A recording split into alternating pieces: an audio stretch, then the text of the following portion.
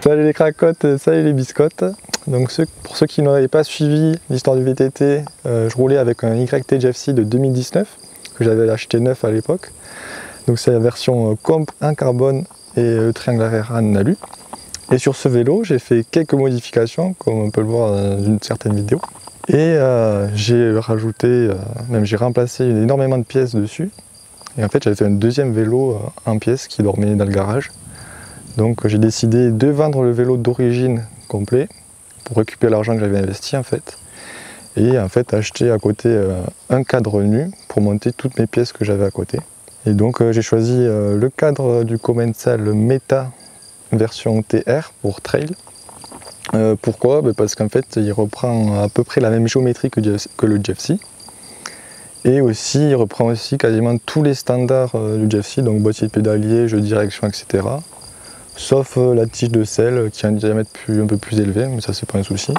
Au départ j'ai réutilisé l'amortisseur à ressort, le Can Creek.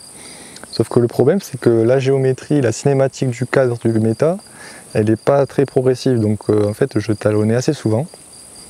Et c'est pour ça que j'ai acheté à côté un amortisseur à air, le SR Sunsour, le Trier. Donc super rapport qualité-prix. Un SAV au top aussi. Et le seul problème c'est en fait l'entretien qui va être plus important à faire comparé à du ressort en fait. Mais sinon il marche très bien et ça talonne moins. Et sinon toutes les autres pièces je les ai remontées dessus. Le seul nouveau achat c'était en fait les pièces que j'avais pas changées sur le GFC, c'est-à-dire le pédalier et la transmission. Donc dérailleur et le shifter. Et j'ai aussi pu récupérer le cintre et la potence d'origine. Donc à la vente j'ai mis une autre potence et cintre un peu plus bas de gamme. Voilà, donc après pour les ressentis sur le bike, déjà le bike il est plus lourd vu que c'est de l'alu. Il pèse 17,2 kg. C'est assez gros, c'est assez fat, mais au final au pédalage à la montée ça sent pas trop, puisque ce qui est intéressant c'est qu'il y a la tige de selle qui est assez relevée.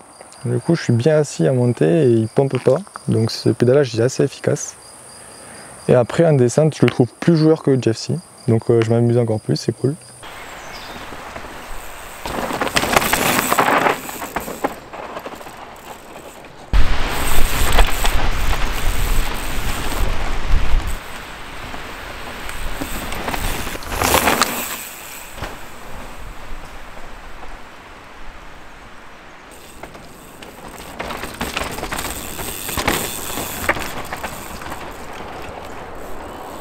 Je me fais plaisir avec le nouveau vélo qui a un style un peu différent que le GFC, c'est pas les mêmes courbes puisque c'est de l'alu, mais il a son charme aussi.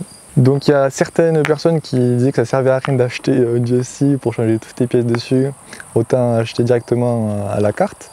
Mais au final c'est chose faite puisque ce vélo est monté de toutes pièces. D'ailleurs j'ai encore modifié le cadre que j'ai acheté à nu et je vous mets au défi de trouver la pièce qui a été modifiée. Si vous regardez bien la vidéo, vous pouvez le voir. N'hésitez pas à mettre en commentaire. Mais de toute façon, on fera une vidéo plus tard dessus. Et vu que ce montage, en fait, il est fini, du moins presque, il est temps d'aller rouler, d'aller rider. Sur ce, je vous dis à plus et bon ride!